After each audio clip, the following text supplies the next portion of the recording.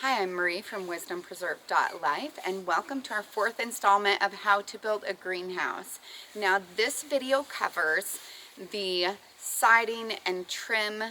The next video is going to cover all of the windows. Now that we have the front of the building all sheathed out, it's time for me to do the trimming. Now, you can buy trim boards at the store. I refuse to pay the exorbitant prices that they have, so I use my table saw and I cut my own trim boards. The nice thing about this is you can get them the exact size that you want them, but is the quality better doing it the other way? I don't know. This is just the way that I choose to do it.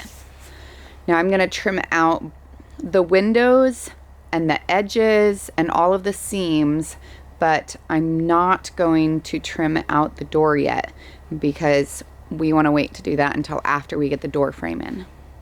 Now we're moving on to the interior walls, and for these I want them to kind of match the front of the greenhouse, because you'll come in, the front of the greenhouse will have a certain look, and then this will be, for all intents and purposes, the back of the greenhouse, as well as of course the front of the shed. So we're going to go ahead and do plywood with this, and I'll do a bunch of trimming it out as well. Before I can finish up my painting job, I'm going to need to do the caulking of all of the nail holes that are showing, as well as any of the cracks between one of the plywood pieces and the next, just to make it so that it's a little more smooth, because I don't want to go through and trim out all of those sections. Some of them ended up being at kind of weird points. I may put decorations over those spots, just depending on how it turns out after I've got all the caulking done, all the trimming done, and the painting. I ended up using Alex Fast Dry latex caulk plus silicone, and it dries in like 2 hours, which is super important for me right now just because of the weather. If you live in a different place, then you could possibly use something else, but for us, this is what we need right now. Otherwise, it won't have time to dry. I'm putting in some extra supports in the wall just to hold our ladder system that we're putting up to the loft. I'm not sure if it's exactly what I'm gonna want, but I'm gonna experiment a little bit. I'm spacing my support boards every foot. Now that the supports are in, I'm putting up the rungs of my ladder. The kids are actually super excited about it because since I put the wall on, they haven't been able to get up into the loft, and they think it's just a fabulous idea. Even though it's really cold, I did go ahead and put a coat of the paint over the area where I'm doing the ladder, because I didn't want to try and come back later and paint around them. There may be some areas that I didn't estimate well enough, but we'll have to see. And if that's the case, then I'll work around those areas. But I found by and large so much easier to do the painting before you put any hardware on. And then when it gets warmer, I'll come back and I'll be able to paint everything else.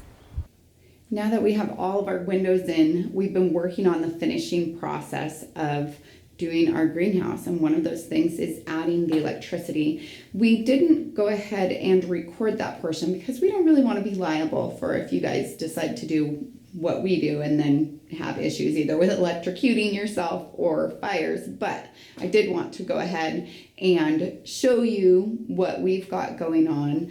And my husband loves doing the electrical work. He's very good at it. But if you do not have the same experience that he has, you should probably get an electrician. We've added all kinds of outlets, both within the greenhouse itself and in the shed, and we even have one up in the loft area, as well as having multiple different lights that are available. We put some porch lights in, we put the above light in, and a light that is in the shed itself. In order to finish out these windows so that it maintains better temperature inside, you have to caulk around them. And I'll caulk both around the inside and the outside. But today I'm just doing the inside because I have a heater going in here, so I'm able to keep it at a temperature that makes it so that the caulk can dry and dry properly. For the outside, I'm gonna have to wait until it gets a little bit warmer because at this point, we've got a fair amount of snow on the ground.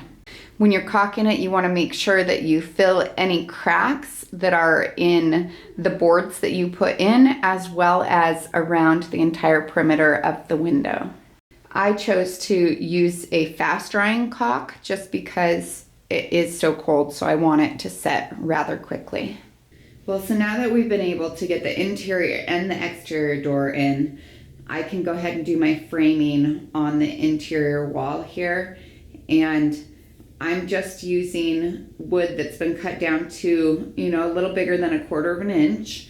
And it's 2x4s, and I'm just going to trim it out, leaving an opening so that it's a little bit easier to get in and out of the loft. And I'm gonna leave about a 3-foot opening up there. We ended up not doing a door jamb for this one. We just kind of created it in the opening in and of itself. For the front door, we went ahead and put a door jamb in there. But for this worked for us. Now there is a fair amount of melted snow that got from one of the boards onto our interior door, which is fine. I mean, it's been primed already, and we'll just paint over the top of it after it has a chance to dry. I just did straight cuts for around the edges of the wall, but when it came to around the door itself, I went ahead and did 45-degree angles. We went back and forth on if we wanted to put a banister up or not.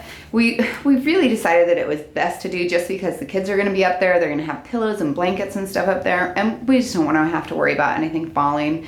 We don't feel like we need a very big banister, but we do need something that the kids can hang on to at the top of the ladder to help them go up, and then of course something to attach the banister to itself. So that's what GB is putting up right now, is the posts for the banister.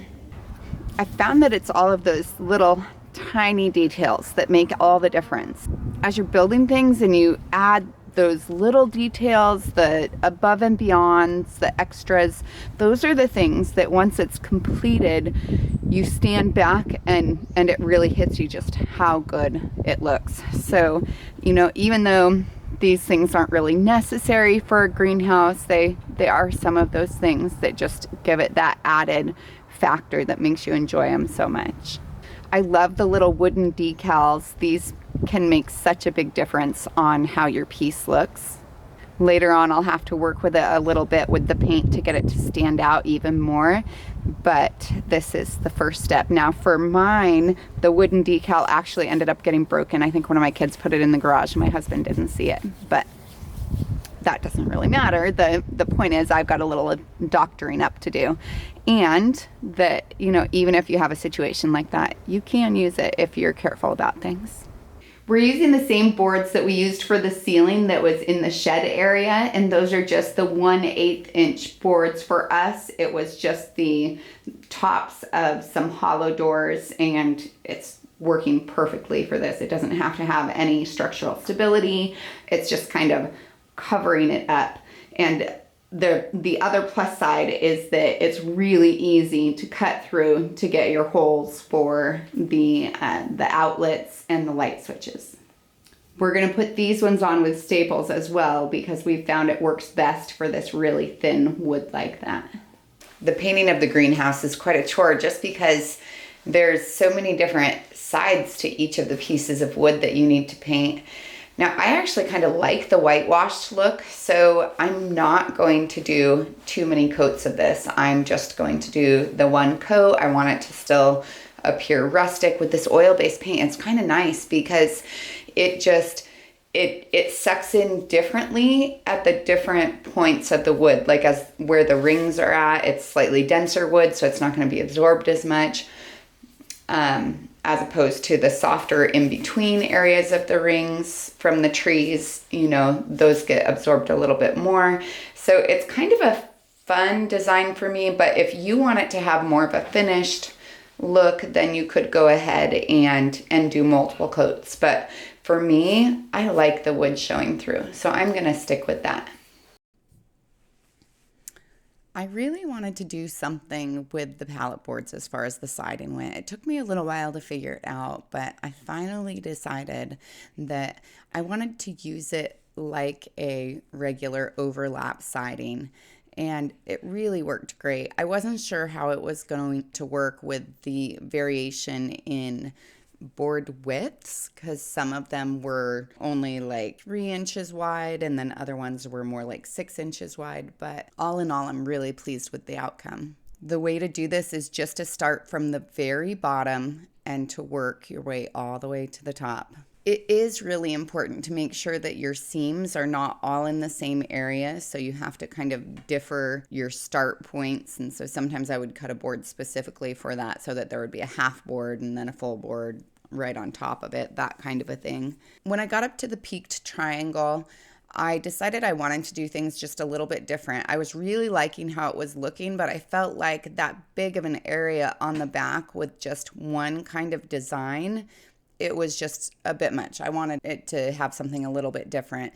And so at that point, that's when I went ahead and cut some bracer boards that just went the whole length. And I connected 1-foot sections of pallet boards to those, with them overlapping each other, which ended up giving it a kind of cute cottagey look. I was really happy with it. It was a little bit difficult to do at the very top of the peak, just to figure out exactly how to connect it all together. I find that there's many times when the trim boards are just a little bit misshapen, so I just make sure that I get a really good straight line when I start, and then I try to adjust the board as I can. Of course, when you're buying them, you want to get the straightest boards that you can, but there's only so much that you can do. There are sometimes it's a little bit difficult to deal with the bigger boards that tend to stick up, especially if you're not doing all uniform sized boards, which, you know, we weren't. They were approximately the same size, but sometimes you end up having to have a little shim underneath. Other times you just nail to the biggest boards. It seems like it actually works out pretty well, and it holds everything down nicely and just kind of ties it all in. For these gable pieces of trim board, I cut them at 40 degrees on each end, and then I just connected them to the high points, just the same way I did the other ones. And then when it came down to where it hit the other trim, I actually put it on top of the other trim. Otherwise, there would have been a really big gap. And so this works out pretty well. Inside the greenhouse, around the windows, I ended up painting those white.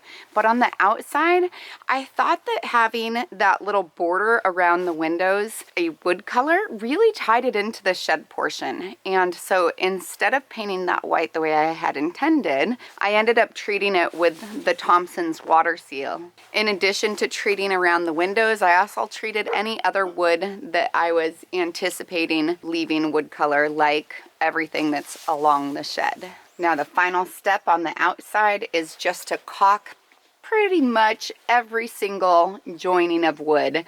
Anywhere where you see a crack or there could potentially be a crack, you want to fill it in.